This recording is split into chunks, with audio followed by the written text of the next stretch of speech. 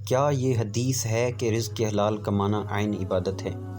ناظرین کرام، بہت سے لوگ رزق حلال کمانا عین عبادت ہے اس طرح کے الفاظ یا حصول رزق حلال عبادت ہے اس طرح کے الفاظ کو حدیث پاک کہہ کر یعنی حضور علیہ السلام کا فرمان کہہ کر آگے بیان کرتے ہیں۔ آج ہم نے اس حوالے سے فتویٰ ریڈ کرنا ہے کہ کیا نبی کریم علیہ السلام کے اس بارے میں واقعی ایسے الفاظ موجود ہیں اور اس طرح کے الفاظ کے ساتھ کیا کوئی حدیث پاک موجود ہے۔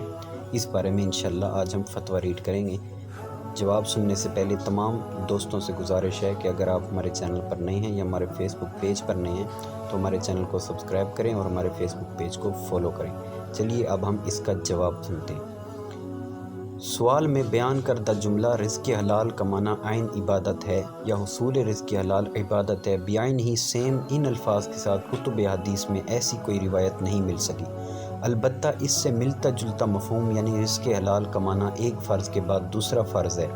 بہت سی حدیث میں موجود ہے، اور اس حدیث پاک کا مطلب یہ ہے کہ جس شخص کو اپنے لیے یا جن کی کفالت اس کے ذمہ ہے ان کے لیے مال کی حاجت ہو تو اس پر رزق حلال کا حصول فرض ہے، لیکن رزق حلال کی طلب ایسا فرض نہیں جو نماز روزے وغیرہ کے درجہ میں ہو، بلکہ یہ نماز روزہ جیسے عمومی فرائض کے بعد فرض ہے۔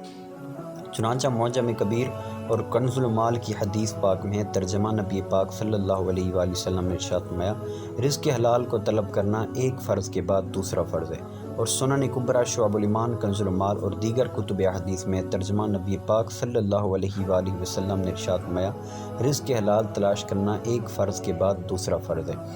مذکورہ بالا حدیث پاک کے تحت علامہ علی قاری حنفی رحمۃ اللہ تعالی علیہ لکھتے ہیں،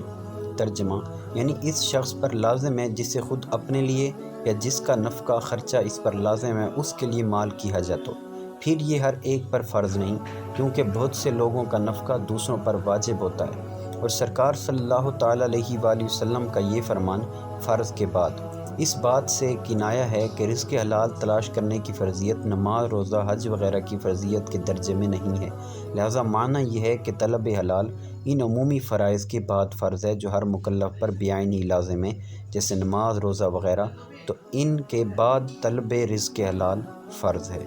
واللہ اعلم عز وجل ورسولہ اعلم صلی اللہ تعالی علیہ وآلہ وسلم۔